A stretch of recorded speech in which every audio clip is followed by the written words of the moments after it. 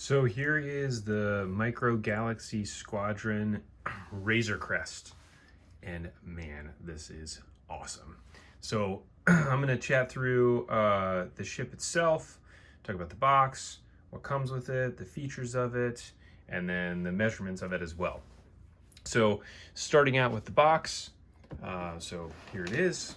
We've got Razor Crest in there. The cool little packaging here, like we have with all of the rest of them. Get Din Djarin, Greef Karga, and Grogu. Get some artwork on the side. And then on the back, it talks through some of the features. Now, the one thing that is really cool about this is this doesn't have all of the features of the ship itself. So this only has a couple parts of it, which I'll walk through here right now. So this also comes with an insert as well. This is slightly different than the one that comes with the Boba Fett starship. The Boba Fett starship ends up having the Razor Crest in the background. The Razor Crest has the Slave One in the background. So pretty cool little feature to come out of the box, which I really like. So let's go ahead and start with this guy. So I've got to say, where the Slave One I feel like was a slight miss, this one Jazzwares nailed it. This looks incredible.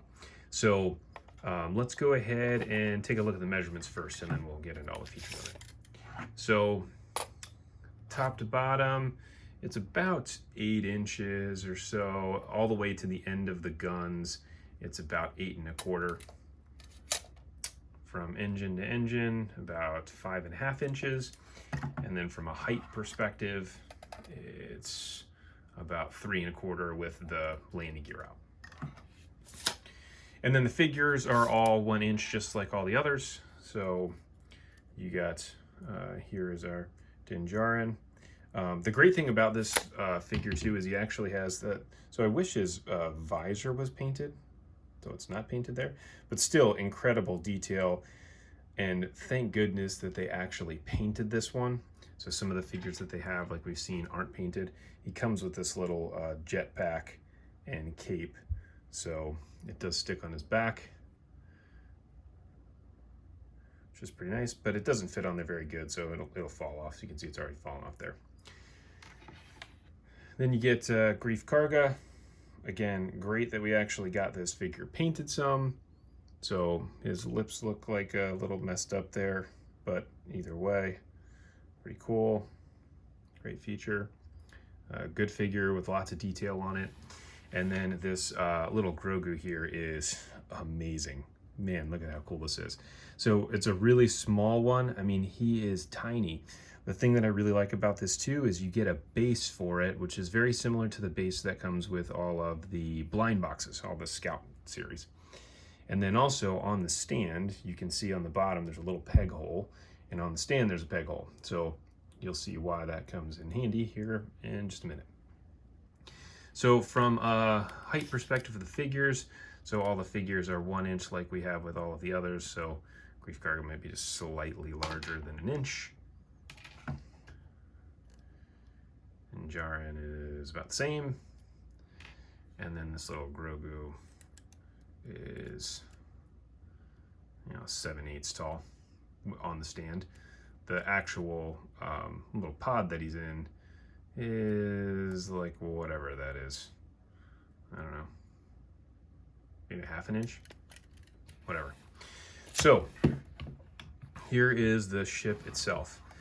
So from a landing gear perspective, the landing gear is really awesome. I was really interested to see how they were going to do this. So you get the 2 little landing gear pieces that fold together like that, and then you get the one on the front here that sits in. And these actually sit in here pretty good. They've got a little notch on them to click in place so that it doesn't move.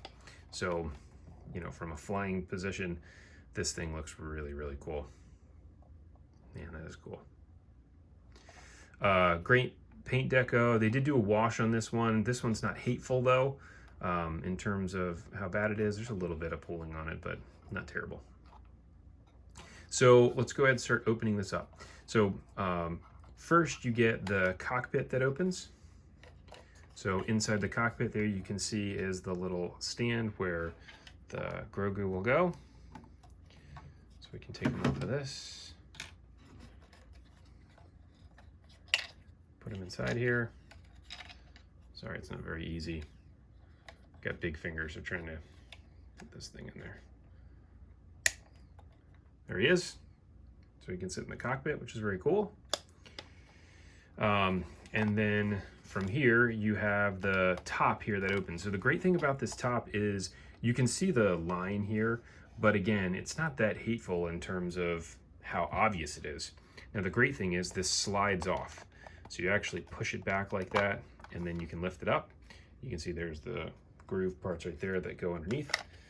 And then on the back here are the little teeth for the back of it. So here it is open. You get the ramp that pops down on the back. You get the door here on the side that opens as well. And then this whole panel comes out. So this panel pops out kind of like the roof, but it's a tricky one to get out of here. Let's see if I can pop this thing out.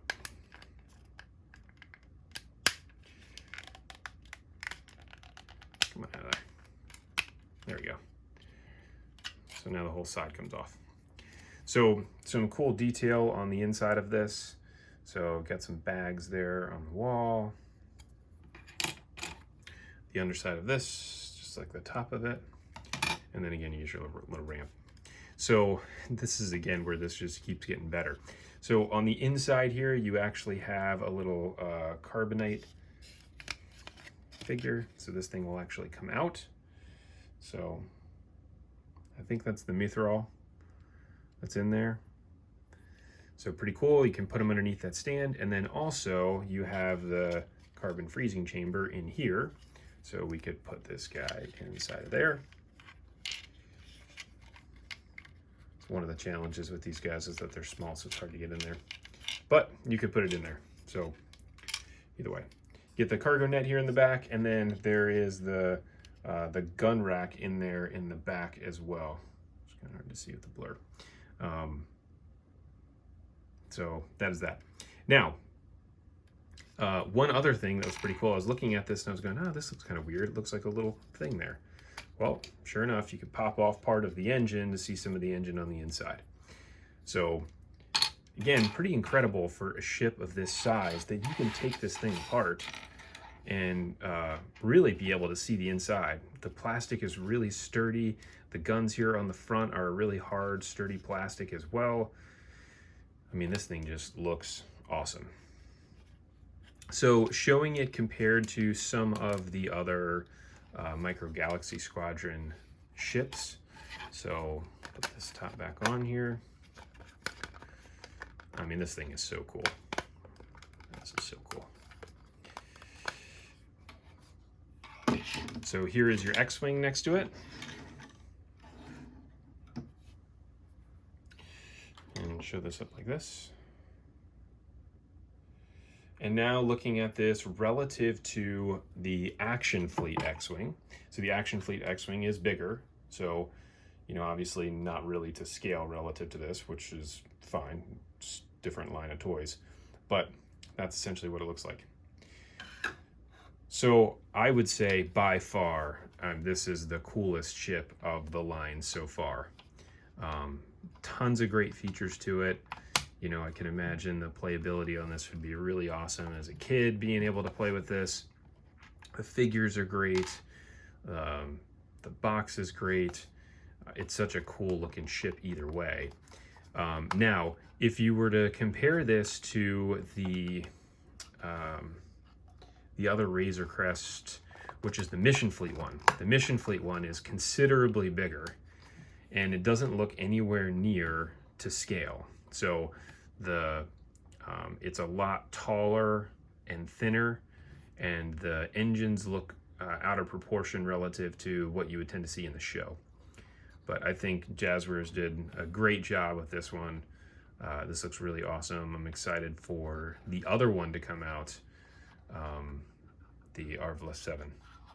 So anyways, that is the Razor Crest.